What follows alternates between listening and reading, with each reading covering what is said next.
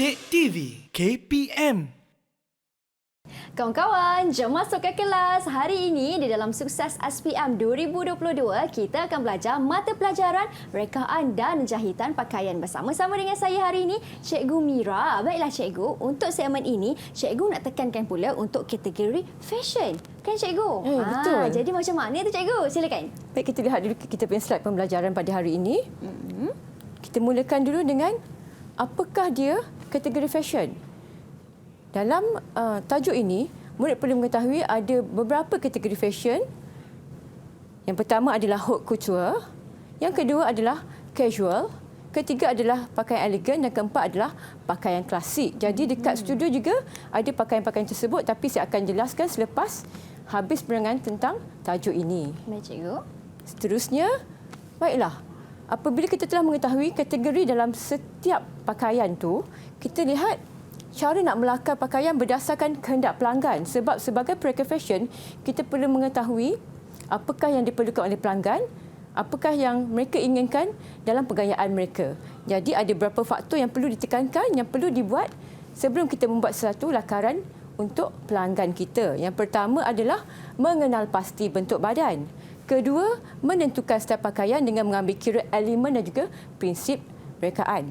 Ketiga, mempertimbangkan kesesuaian dan juga tujuan pakaian itu dibuat.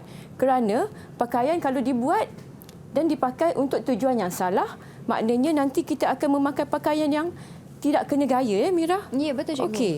Seterusnya adalah memilih warna, corak dan juga tekstur fabrik yang sesuai dengan bentuk badan dan juga style pakaian tersebut. Dan akhir sekali, menentukan hiasan tambahan dan juga aksesori yang sesuai dengan style pakaian itu. Baik. Seterusnya, kita lihat ini adalah contoh untuk membuat lakaran fashion pakaian. Perinciannya daripada lakaran awal, asas dalam mereka cipta pakaian, kemudian krokis. Okey, krokis adalah bentuk badan asas sebelum kita memasukkan sesuatu pakaian itu. Yang ketiga, memasukkan pakaian. Yang keempat adalah mewarnakan lakaran rekaan pakaian tersebut. Seterusnya, kita lihat melakar style pakaian ada 5 faktor yang perlu diketahui.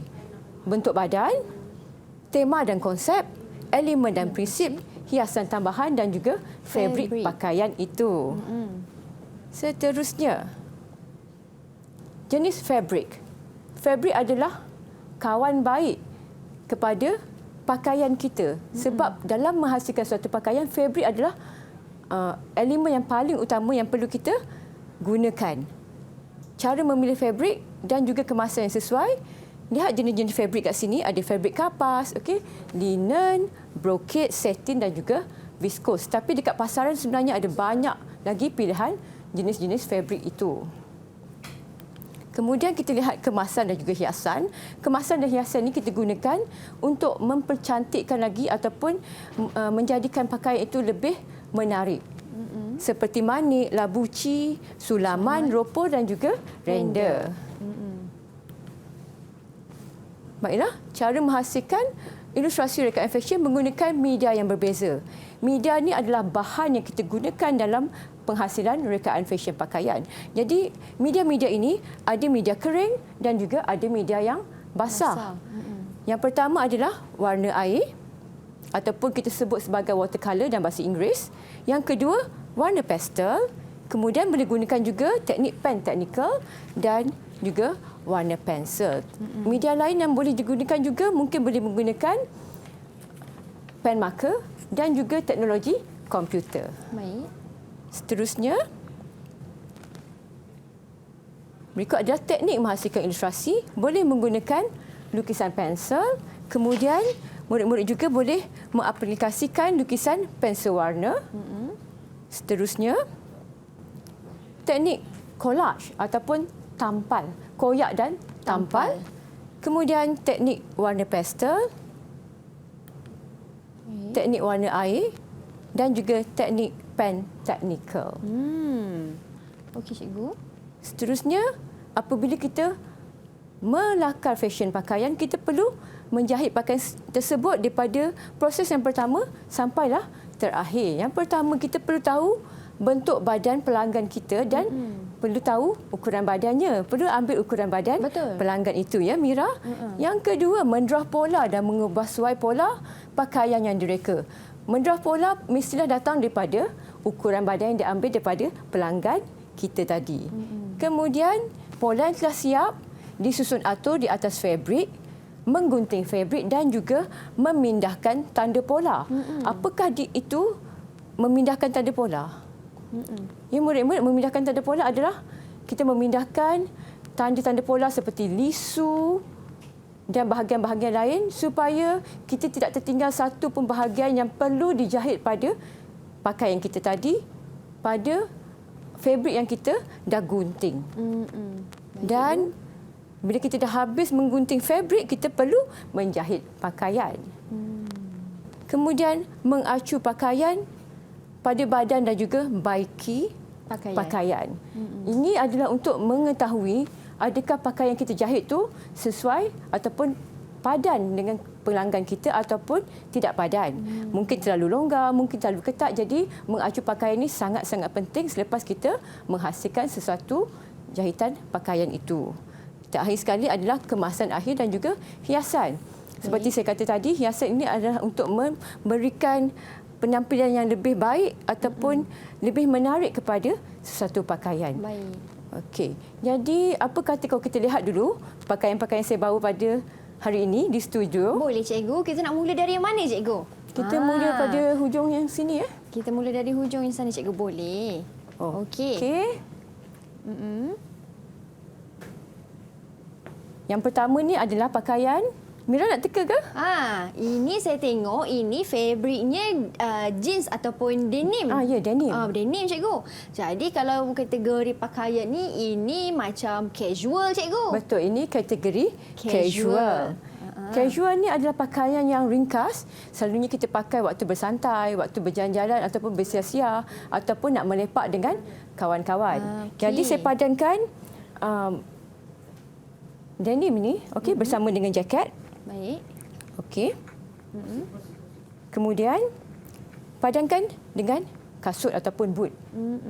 Jadi kita lihat kat sini di studio, kasut ni adalah sebagai pelengkap gaya ataupun aksesori tambahan. Okey, seterusnya ini dalam kategori formal. Ini macam nak ke pejabat cikgu Ya, betul, sesuai ke pejabat. Okey, ataupun pergi ke mesyuarat dan juga majlis yang rasmi. Jadi kat sini saya padankan jaket dengan slack ataupun seluar panjang dan juga boleh gayakan dengan beg tangan ataupun handbag.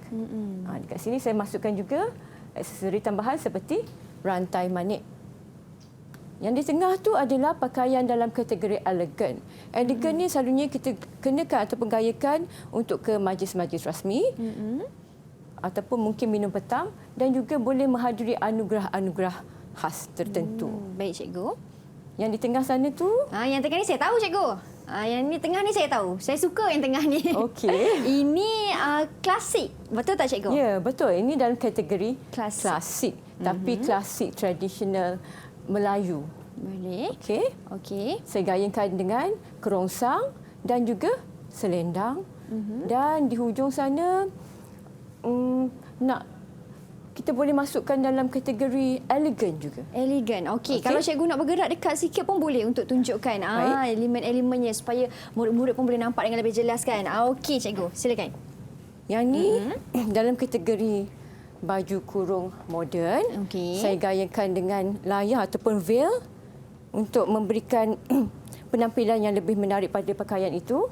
Pakaian ini mungkin sesuai dipakai untuk majlis-majlis rasmi ataupun ke pejabat pun boleh. Baik cikgu. Kalau cikgu tanya saya suka sangat yang sebelah cikgu. Elegan sangat. Kan? Kalau cikgu sendiri secara peribadinya? Saya suka yang lebih casual macam denim tu. Okey. Baiklah, kita dah sentuh tentang bahagian klasik, casual dan juga formal. Tapi Kak Cikgu, saya tengok di sebelah saya ni. Betul. Cantiknya. Okey, saya bergerak ke sana pula. Boleh. Boleh Cikgu terangkan. Kalau yang ini pula di bawah kategori apa Cikgu? Mira rasa Mira nak teka tak? Ini kalau tengok ni kan Cikgu, glamour-glamour ni kan. Ini mesti apa nama dia Cikgu nak sebut dia? Couture. Ketua. Nak sebutan dia pun betul. ada cara cikgu. Okey, boleh cikgu terangkan? Okey, macam kita lihat kat sini di kanan dan juga di kiri saya ada koleksi pakaian dalam kategori haute couture.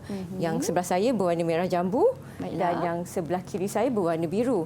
Ini kita sebut sebagai pakaian bertemakan seperti futuristik ataupun masa depan, haute couture ataupun lebih kepada art to wear. Okey. Pakaian yang mengetengahkan ciri-ciri seni dalam suatu rekaan tersebut.